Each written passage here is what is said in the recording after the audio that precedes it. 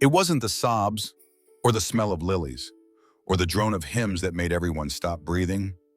It was the sudden glint of a silver ring, held not over a casket in farewell, but in a trembling hand, stretched toward another man. Nathan Montgomery knelt down on one knee, right there among the graves in marble.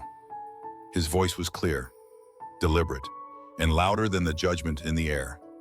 Ezra, I know this is the last place anyone would expect this, but I'd rather build our life on truth than tiptoe around fear. Will you marry me? Silence. Not even the birds dared to chirp. Not even the wind dared to move. The funeral of Charles Montgomery, a celebrated conservative politician, had drawn hundreds.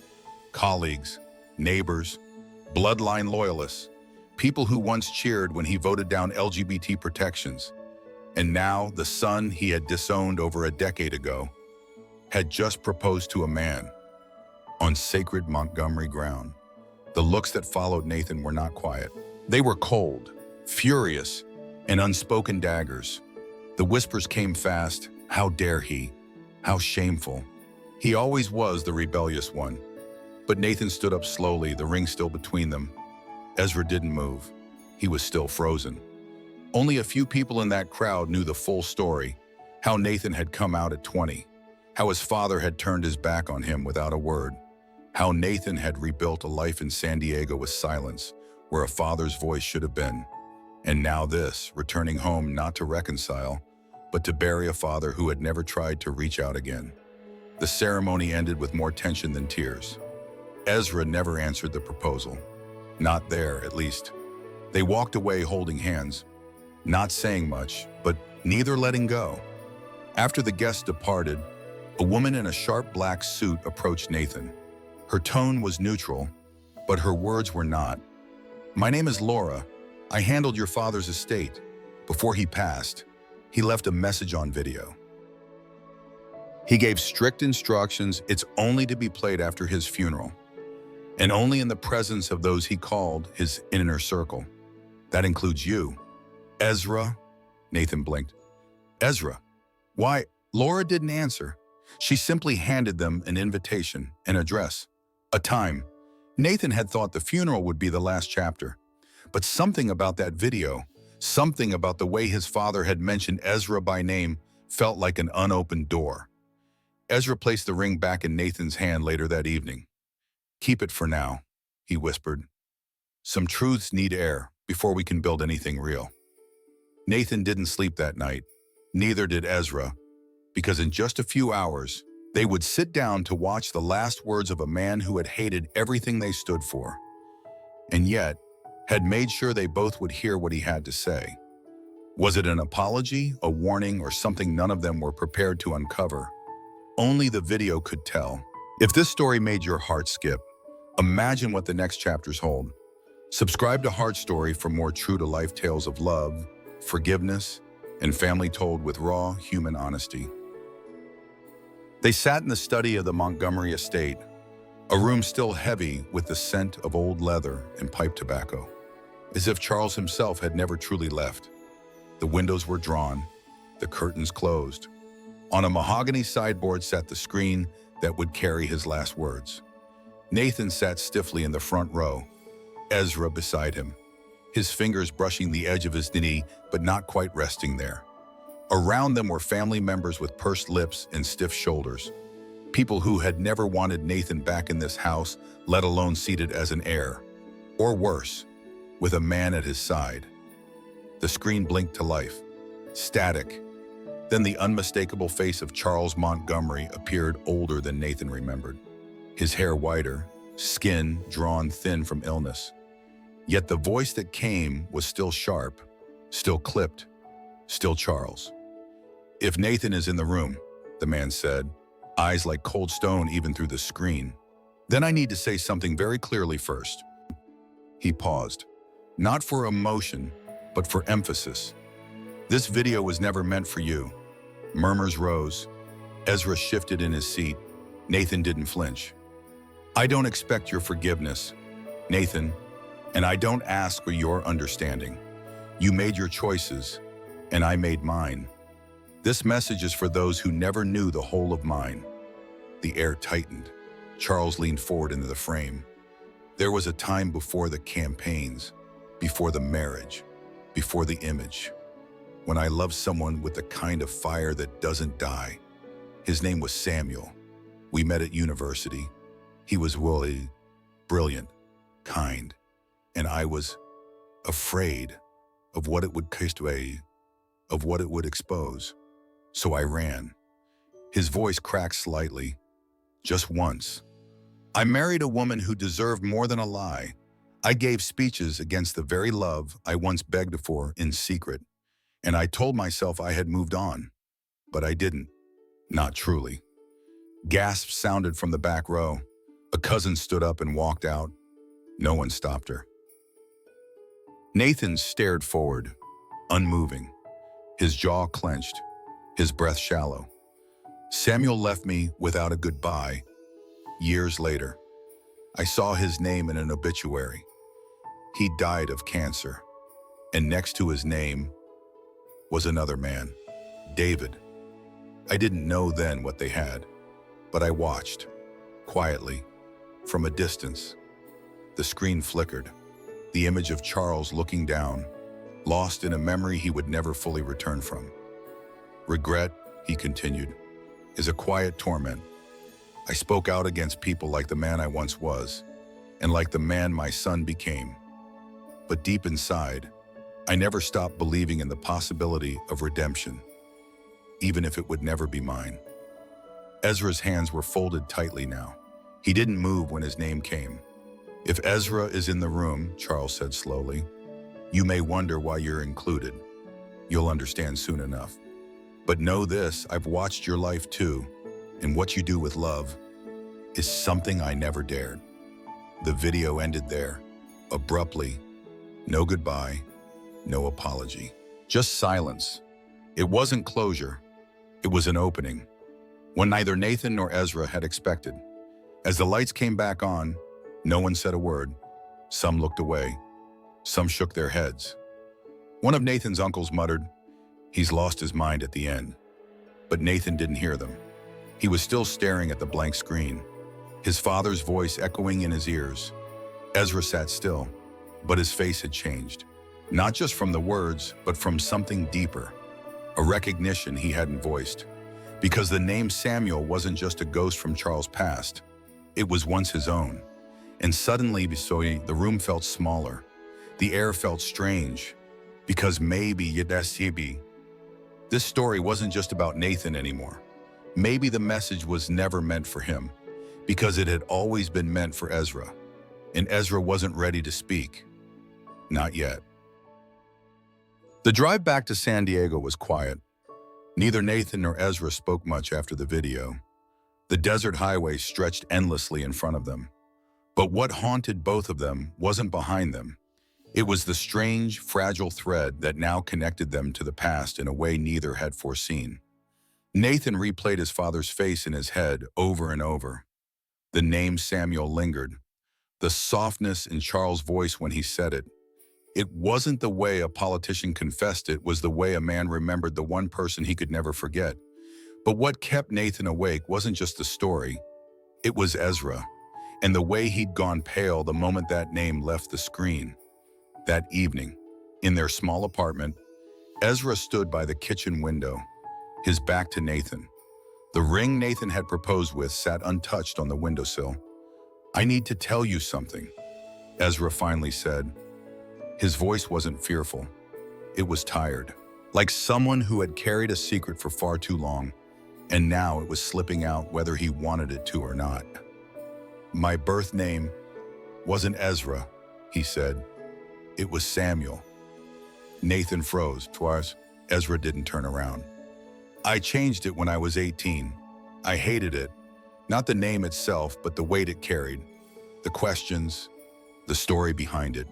I never talked about it because it didn't feel like mine. Nathan said nothing. He waited. He could feel something unraveling, something bigger than either of them had imagined. I was adopted when I was 9. Ezra continued. My adoptive father was named David. He was gentle, quiet, a little strange, but he loved me like no one else ever did. I never met his partner. I only knew that there had been someone before me, someone he'd lost. He finally turned to face Nathan. His name was Charles. The silence in the room changed then. It wasn't heavy. It was sharp, like the moment before lightning strikes. Ezra walked to the bookshelf and opened a small box. Inside was a folded piece of paper, yellowed at the edges. He handed it to Nathan. "I never understood this letter before," Ezra said.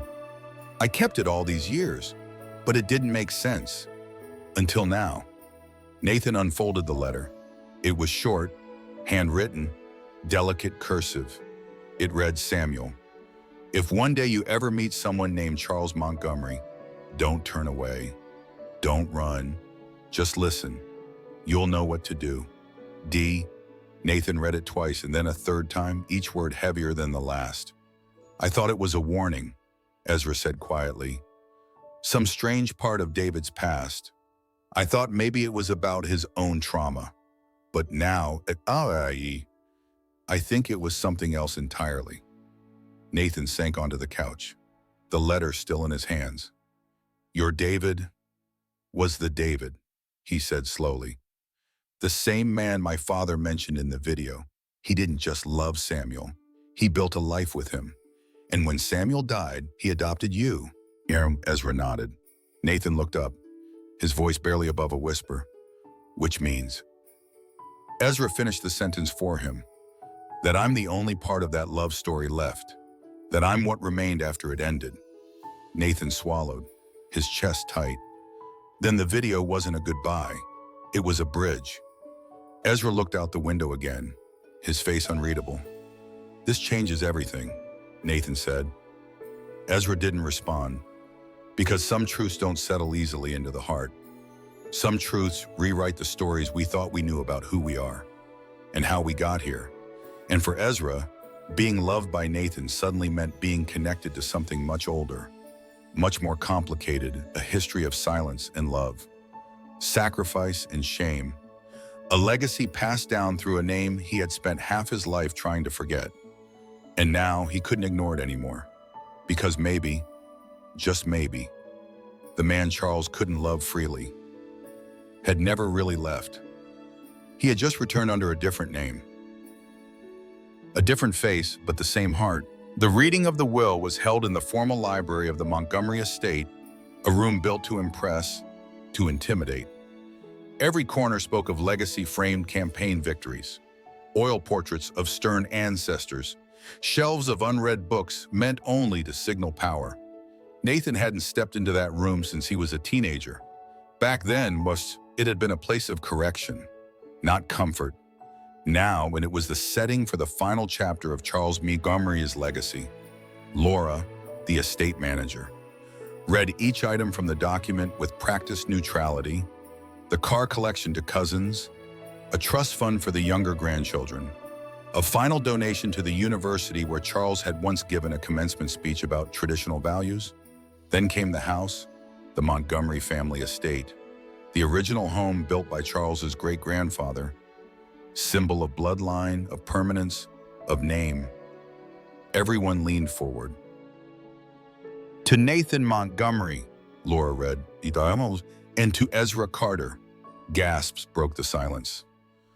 "I leave the family house in its entirety, as joint owners." No one spoke at first, and then the uproar began. "He's not family," someone shouted. "This must be a mistake. A man like Charles would never—" Laura lifted her hand calmly. "It's in his handwriting. Witnessed, sealed, notarized." Nathan sat motionless, but inside his heart was racing. Not because of the inheritance, he had never wanted this house, but because of what it now represented. Beside him, Ezra looked even paler than before. His hands gripped the arms of the chair, knuckles white. One of the Montgomery uncles stood up. "This is ridiculous. That house has been in this family for generations. You can't just hand it off to some—" His sentence trailed off as an older man entered the room quietly. He wore a charcoal jacket, no tie, his eyes tired, but firm. He looked like someone who hadn't been invited but belonged anyway. "I was Charles's friend," he said, walking slowly toward the front. "My name is Leonard. Some of you know me.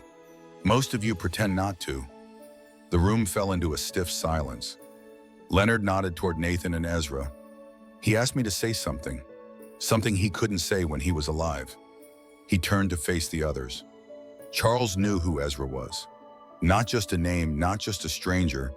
He knew that Ezra had been adopted by David, the man Charles once loved, and he never stopped following his life. Quietly, he watched Ezra grow up, succeed, fall in love. Leonard took a breath. He left that house to both of you because he wanted it to become something new, not a symbol of legacy, a symbol of return. Nathan didn't know how to feel. Shock, yes.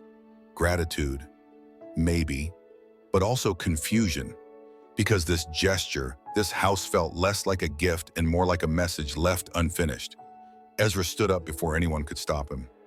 "I don't want it," he said softly. "Not yet."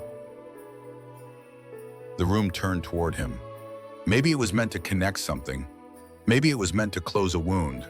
But right now, I don't know what this house means, or what we mean inside it. Nathan looked up at him. "Ezra." But Ezra was already walking toward the door. "I need time," he said without looking back. "Because love like this, it can't just be inherited. It has to be chosen, freely, without ghosts." The door closed behind him. Nathan remained seated, still staring at the page that bore his name next to Ezra's. He remembered the last words of his father's video. "Regret is a quiet torment." Maybe this house wasn't just a building. Maybe it was a kitchen, and neither of them had the answer. Not yet. Weeks passed. The silence between them grew longer than any fight they'd ever had. But this wasn't a fight, it was something deeper. A rupture that didn't come from betrayal, but from inheritance. The kind that couldn't be touched, only felt. Nathan stayed in San Diego. He returned to his sketches, his models, but nothing took form. Everything he built looked unfinished, as if every line waited for Ezra's hand to complete it. But Ezra hadn't called. Not once. Then, one morning, an envelope arrived. No return address, no message on the front. But Nathan knew the handwriting. Soft, clean. Ezra.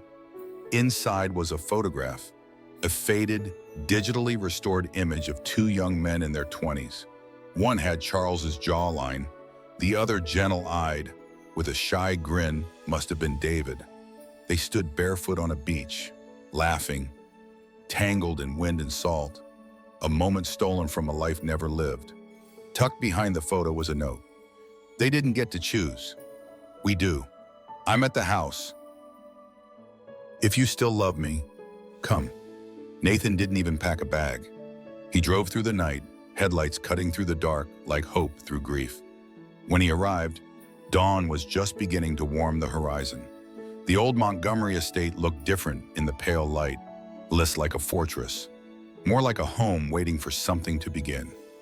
He found Ezra sitting on the stone bench just outside the porch, a soft blanket around his shoulders, and a small wooden box beside him. Ezra didn't stand up. He just looked at Nathan, eyes swollen from sleeplessness, but steady.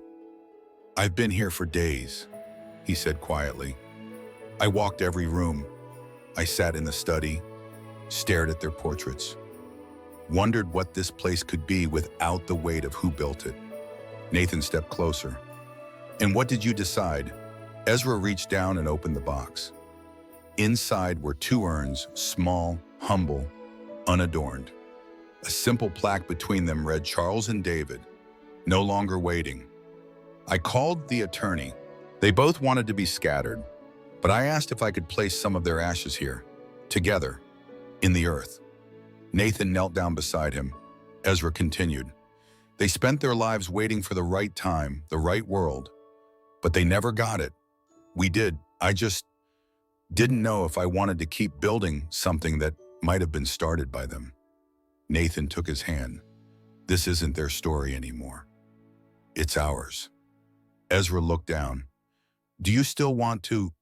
Nathan didn't answer with words. He pulled the ring from his coat pocket, the same one he'd held through the funeral. The video, the silence. This time there were no crowds, no shock, no judgment, only sunlight, soil, and the quiet resolve of two men who understood the weight of the past and chose to move forward anyway. Ezra took the ring. They buried the ashes beneath a young oak tree by the side of the house, the same place Charles and David had taken a photograph decades ago. And as the wind moved through the leaves, they planted a new seed in the ground, symbol of what could grow, if no one turned away from truth. Not a replacement for the past, but a continuation. One built not on fear, but on freedom. One not left unsaid, but lived out loud. Do you believe love can heal the stories our ancestors left unfinished? Share your thoughts below and follow Heart Story for more true tales of forgiveness, legacy, and the courage to love beyond fear.